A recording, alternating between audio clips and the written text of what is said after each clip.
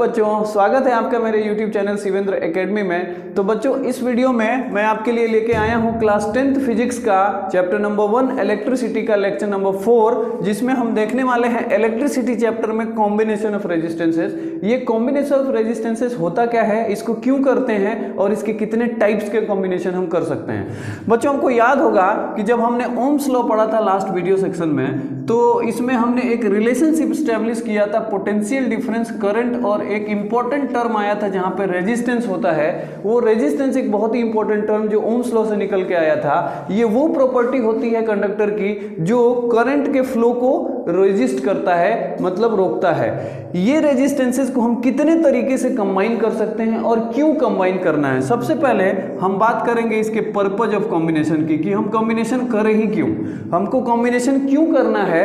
मान लीजिए एक सर्किट है, एक सर्किट में आपको दो रेजिस्टेंस मिले और इसमें आपको करंट की रिक्वायरमेंट अगर कम है या ज़्यादा है, हो सकता है जितना मुझे करंट इस सर्किट में भेजना है उससे कम करंट मुझे चाहिए, एक्चुअली रिक्वायर्ड हो। मतलब एक सर्किट में अगर करंट की रिक्वायरमेंट कम होगी तो मैं दोनों रेजिस्टेंस को इस तरीके से अरेंज करूंगा कि जो रिक्वायर्ड करंट का आउटकम करंट होगा, मतलब जो फाइनल करंट होगा उसकी वैल्यू कम हो जाएगी, जो सिर्फ कॉम्बिनेशन ऑफ रेजिस्टेंसेस की वजह से मैं कर सकता हूं। और दूसरा, अगर मैं इसी रेजिस्टेंसेस को, दो रेजिस्टेंसेस को इस तरीके से अरेंज करूं जिससे वो एक दूसरे से ज्यादा, एक का रेजिस्टेंस दूसरे के रेजिस्टेंस से जुड़ जाए, और ज्यादा रेजिस्टेंस होगा तो करंट गिर जाएगा, और अगर कम रेजिस्टेंसेस, अगर दोनों के कॉम्बिनेशन ऑफ रेजिस्टेंसेस के बाद अगर जो रिजल्टेंट कॉम्बिनेशन है, रिजल्टेंट आउटपुट है, वो अगर रेजिस्टेंस कम हो जाएगा तो करंट की क्वांटिटी बढ़ जाएगी। मतलब जो कॉम्बिनेशन ऑफ रेजिस्टेंस है वो उसका पर्पज क्या है, वो क्यों करते हैं, वो इसलिए करते हैं कि किसी भी सर्किट में मुझे अगर करंट की क्वांटिटी जब ज्यादा चाहिए होती है तो एक अलग तरीके का कॉम्बिनेशन करूंगा रेजिस्टेंस का, और अगर उसमें करंट की क्वांटिटी कम चाहिए तो मैं दूसरे तरीके से कंबाइन करूंगा रेजिस्टेंसेस को। तो यहां पे हमने देख लिया कि हमें रेजिस्टेंसेस को कंबाइन करना क्यों है।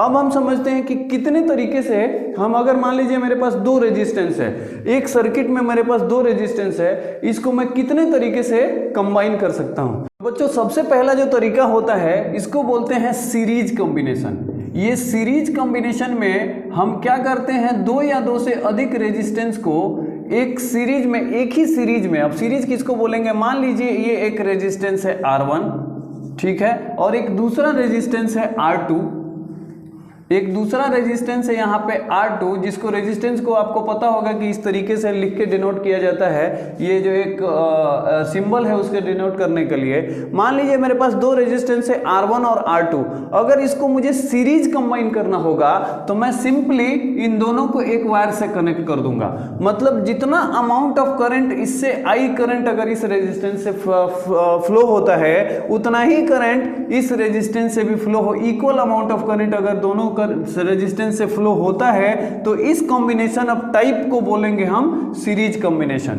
ये एक सीरीज कॉम्बिनेशन का हुआ डायग्राम जिसमें एक रेजिस्टेंस दूसरे रेजिस्टेंस से सीरीज में कंबाइन हुआ है, मतलब वन आफ्टर अनदर कर लेंगे तो ये सीरीज कॉम्बिनेशन हो जाएगा।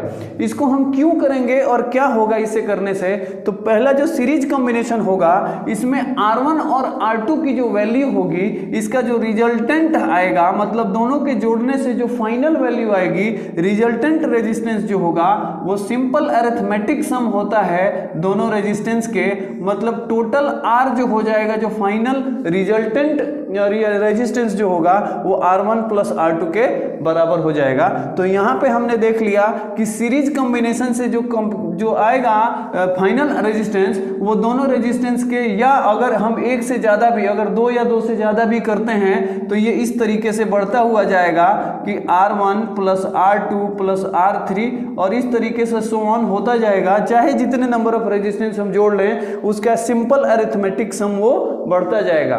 तो यहाँ पे जो फाइनल रेजिस्टेंस होगा ये सबके टोटल जो रिजल्टेंट होगा वो सबका सम होगा। और जब रेजिस्टेंस बढ़ेगा तो बच्चों क्वांटिटी करंट की जब रेजिस्टेंस हम इसमें बढ़ाएंगे तो फाइनल करंट जो होगा वो थोड़ी सी वैल्यू कम हो जाएगी, क्योंकि किसी भी कंडक्टर का जब रेजिस्टेंस बढ़ेगा तो वो करंट को ज़्यादा रेजिस्ट करेगा और करंट की क्वांटिटी को कम कर देगा। तो इस सर्किट में जब मुझे लो करंट चाहिए तो मैं सीरीज कॉम्बिनेशन करूंगा जिससे मुझे ये आउटपुट मिलेगा।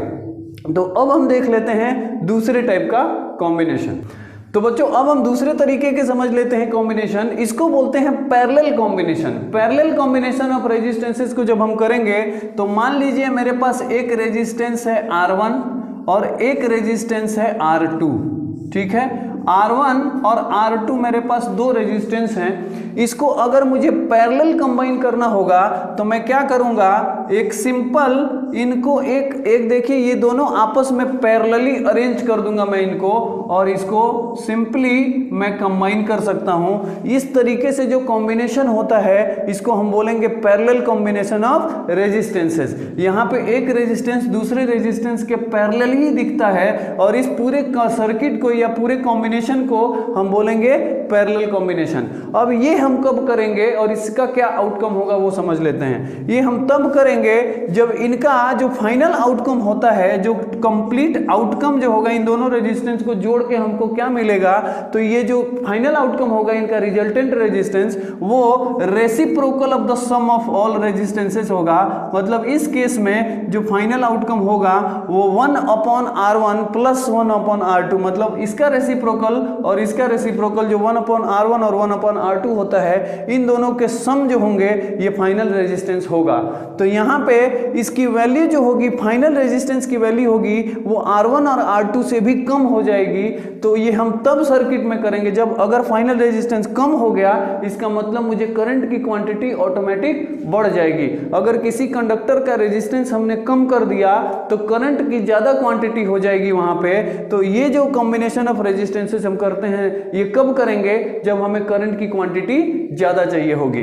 अब यहाँ पे जो रेजिस्टेंस है, अगर मान लीजिए दो रेजिस्टेंस है तो ये फॉर्मूला हो गया। और इसी तरीके से अगर मैं मान लीजिए कि बहुत सारे कॉम्बिनेशन अगर कर दूं, यहाँ पे मैं R3 लगा दूं, ठीक है, यहाँ पे मैं R4 लगा दूं, तो उस केस में यही फॉर्मूला जो रिजल्टेंट रेजिस्टेंस होगा, जो फाइनल आउटकम होगा वो 1/R2 plus 1/R1 plus R2 plus R3 और इस तरीके से सो ऑन होता जाएगा। तो यहाँ पे कॉम्बिनेशन ऑफ पैरेलल कॉम्बिनेशन में जो फाइनल रेजिस्टेंस होता है वो reciprocal of sum of all resistances होता है। जितने भी रेजिस्टेंसेस हमने पैरेलली कंबाइन कर दिए उसका फाइनल आउटकम उसके सारे के रेसिप्रोकल के सम के बराबर होता है। तो यहाँ पे ये जो दूसरा मेथड भी हमने समझ लिया। तो इस वीडियो में हमने देख लिया कि दो तरीके से हम रेजिस्टेंसेस को कंबाइन कर सकते हैं। पहला वाला सीरीज कॉम्बिनेशन जिसमें रेजिस्टेंस टोटल बढ़ जाता है, R1 प्लस R2 दोनों मिला के बढ़ जाता है। और दूसरा जो होता है पैरेलल कॉम्बिनेशन जिसमें रेजिस्टेंस के रेसिप्रोकल का सम हो जाता है और फाइनल रेजिस्टेंस जो होता है वो सबके रेजिस्टेंस से गिर जाता है। और अगर रेजिस्टेंस गिरेगा तो इसका मतलब किसी कंडक्टर के रेजिस्टेंस को कम कर देंगे तो करंट की क्वांटिटी बढ़ जाएगी, और किसी भी कंडक्टर के अगर रेजिस्टेंस को बढ़ा देंगे तो करंट की क्वांटिटी कम हो जाएगी। तो सर्किट में कितने टाइप का करंट, किस टाइप का करंट, मतलब ज्यादा चाहिए तो रेजिस्टेंस को बढ़ाना होगा और कम चाहिए तो रेजिस्टेंस को घटाना होगा। और इस वजह से हम कॉम्बिनेशन ऑफ रेजिस्टेंसेस यूज करते हैं। तो बच्चों अब हम देख लेते हैं कि जो रिजल्टेंट रेजिस्टेंस, अगर दो रेजिस्टेंसेस को कंबाइन किया जाए तो जो रिजल्टेंट रेजिस्टेंस होगा R जो होगा वो R1 प्लस R2 हम कैसे डिराइव कर सकते हैं। एक छोटे से डायग्राम से मैं आपको डिराइव भी करके दिखा सकता हूं कि ये कैसे R जो होगा वो R1 प्लस R2 कैसे होगा, उसको हम समझ लेते हैं। मान लीजिए कि यहाँ पे R1 और R2 दो रेजिस्टेंस मैंने सीरीज में कंबाइन किए हैं। अभी हम बात करेंगे सिर्फ सीरीज कॉम्बिनेशन की। तो R1 R2 दो जो रेजिस्टेंस है वो सीरीज में कंबाइन है और इस सर्किट में V amount of total voltage है, जो बैटरी से जो V वोल्ट आ रहा है, ये total voltage across the resistance जो है वो V वोल्ट है और I करंट इन दोनों रेजिस्टेंस से होके फ्लो हो रहा है। तो यहाँ पे अगर आप देखें, यहाँ पे दो रेजिस्टेंस सीरीज में कंबाइन है, V वोल्ट की बैटरी अप्लाई हो रही है, जो V पोटेंशियल डिफरेंस दोनों रेजिस्टेंस के अक्रॉस इस पॉइंट और इस पॉइंट के बीच में V वोल्ट है, और I जो करंट है इसको हम ओम्स लॉ के थ्रू अगर देखें तो जो यहाँ पे टोटल V है ये V1 प्लस V2 के बराबर होगा। V1 प्लस V2 के बराबर होगा, मतलब जो टोटल वोल्टेज है वो अगर हम यहाँ पे देखें कि V1 इस रेजिस्टेंस से जो V1 अगर जनरेट हो रहा है, यहाँ V1 अगर हो रहा है और यहाँ पे V2 वोल्टेज अगर अप्लाई हो रहा है, मतलब जो potential difference across one end of the conductor, एक रेजिस्टेंस के दोनों साइड में अगर V1 वोल्टेज है और दूसरे रेजिस्टेंस के दोनों तरफ अगर V2 वोल्टेज है, तो इसको ओम्स लॉ में सबसे पहले हम ये लिख सकते हैं V is equal to I R जो होता है वो ओम्स लॉ के थ्रू हमने देखा था लास्ट वीडियो में। अब अगर मैं फर्स्ट रेजिस्टेंस की कंडीशन के लिए अगर मैं बोलूं तो यहां पे होगा V1 is equal to I R one, क्योंकि करंट जो है वो टोटल क्वांटिटी सेम हो रही है तो करंट तो आई ही रहेगा। रेजिस्टेंस पहले के केस में, फर्स्ट रेजिस्टेंस के केस में आई आर जो होता है वो R1 होगा और वोल्टेज 1 जो होगा V1 के नाम से जाना जाएगा। तो ये फर्स्ट इक्वेशन हमने डिराइव कर लिया। और दूसरा जो अब हम बात करते हैं दूसरे रेजिस्टेंस के लिए, तो यहाँ पे जो रेजिस्टेंस के लिए जो फॉर्मूला आएगा वो ऐसे ही V2 हो जाएगा I और R2 के अकॉर्डिंग। यहाँ पे होगा I और V2 is equal to I R2। अब इन दोनों फॉर्मूले को हम एक चीज से कंबाइन कर सकते हैं। हमने ऑलरेडी देखा है कि V1 और V2 जो होता है, यहाँ पे जो टोटल पोटेंशियल डिफरेंस और total potential difference across R1 है, ये R2 का V2 है। अब हम समझते हैं कि जो ये V1 और V2 है ये total potential difference across the battery, मतलब यहाँ से लेके यहाँ तक का टोटल पोटेंशियल डिफरेंस V है। तो यहाँ हमको एक फॉर्मूला मिल चुका है V is equal to V1 plus V2। अब इस V1 और V2 की वैल्यू हम इस इक्वेशन से रख देंगे तो ये आ जाएगा V is equal to V1 की जगह पे हम रखेंगे IR1 और V2 की जगह पे हम रखेंगे IR2। और ये जो IR1 और IR2 हो गया ये एक टोटल वैल्यू हो गई। और टोटल जो V होगा, टोटल V, ये टोटल करंट और टोटल रिजल्टेंट रेजिस्टेंस जो हमें ऑब्टेन करना है। तो हमें अब यहाँ पे ऑब्टेन करना है रिजल्टेंट रेजिस्टेंस। तो इस V की वैल्यू को हम इस फॉर्मूले से जो ओम्स लॉ का फॉर्मूला है इसकी जगह पे हम रखेंगे IR, जहाँ पे R एक रिजल्टेंट रेजिस्टेंस है, यहाँ पे हो जाता है IR1 प्लस IR2। अब इस फॉर्मूले से हम I को कॉमन ले लेंगे तो IR, और यहाँ पे कॉमन अगर हम I ले लेते हैं तो R1 प्लस R2 आ जाता है। और इस इक्वेशन को अगर हम सिंप्लीफाई कर देंगे तो I कैंसिल हो जाएगा और फाइनल आएगा R is equal to R1 plus R2। तो इस तरीके से हम सिंपली डिराइव कर सकते हैं कि एक रिजल्टेंट रेजिस्टेंस, जो दो रेजिस्टेंस को सीरीज में कंबाइन किया जाए तो जो रिजल्टेंट रेजिस्टेंस होगा वो दोनों के अरिथमेटिक सम जो हमने आपको बताया था कि R1 प्लस R2 होता है वो इसके बराबर होता है। तो एक सिंपल मेथड से हम एक डिराइव इक्वेशन को डिराइव भी कर सकते हैं, जो एग्जामिनेशन पर्पज से बहुत ही इंपॉर्टेंट क्वेश्चन है कि कैसे आप दिखाइए कि जो दो रेजिस्टेंस को सीरीज में कंबाइन किया जाए तो जो रिजल्टेंट रेजिस्टेंस होगा वो R1 और R2 के सम के बराबर होगा। ये हमने इस छोटे से डायग्राम के थ्रू समझ लिया। तो उम्मीद है कि ये आपको समझ में आया होगा। और दूसरा जो कॉम्बिनेशन है वो हमको समझना है रिजल्टेंट रेजिस्टेंस जब हम पैरेलल कॉम्बिनेशन करेंगे। तो चलिए हम पैरेलल कॉम्बिनेशन का भी इक्वेशन डिराइव करके देखते हैं। तो बच्चों अब हम देखने वाले हैं कि क्या होगा रिजल्टेंट रेजिस्टेंस जब दो रेजिस्टेंस को हम पैरेलली अरेंज करेंगे। तो बच्चों यहाँ पे देखिए ये एक सर्किट का डायग्राम मैंने बनाया है जिसमें मैंने दो रेजिस्टेंस R1 और R2 को पैरेलली रखा है। ये दोनों आप देख पा रहे हैं कि ये दोनों पैरेलल है और ये एक ऐसे सर्किट में है जहां पे 20 वोल्ट की एक बैटरी मैंने कनेक्ट की है। यहाँ पे टोटल पोटेंशियल जो इस सर्किट का है वो V है, ठीक है। और यहां से जो करंट फ्लो हो रहा है ये टोटल सर्किट का करंट I है, जो करंट दो पार्ट में डिवाइड हो जाएगा क्योंकि पैरेलल अरेंजमेंट में ये स्वाभाविक है कि ये करंट दो पार्ट में डिवाइड होगा। जो फर्स्ट वन होगा वो I1 हिस्सा होगा और जो सेकेंड वन होगा नीचे का वो I2 होगा। और इन दोनों से एक चीज हम कंक्लूड कर पाते हैं यहाँ पे कि टोटल करंट जो I होगा वो I1 प्लस I2 होगा। ये बात हमको ध्यान में रखनी है पैरेलल कॉम्बिनेशन के केस में। तो बच्चों यहाँ पे हमने देखा है कि जो I जो है वो टोटल I1 और I2 के बराबर होता है। अब हम एक चीज और समझना है हमको, जो total potential difference across the circuit होगा, मतलब एक जगह से पूरे सर्किट का यहाँ से लेके एक जो करंट पास हो रही है पूरे सर्किट में वो एक जगह से दूसरे जगह जो टोटल सर्किट का पोटेंशियल डिफरेंस है वो V है। ठीक है। तो यहाँ पे जो V है तो हम ओम्स लॉ के थ्रू इस I को I बराबर V बाई R करके लिख सकते हैं कि टोटल करंट जो है वो V बाई R है। ये ओम्स लॉ के थ्रू हम इसको लिख सकते हैं। तो दो बातें यहाँ पे क्लियर हो गई।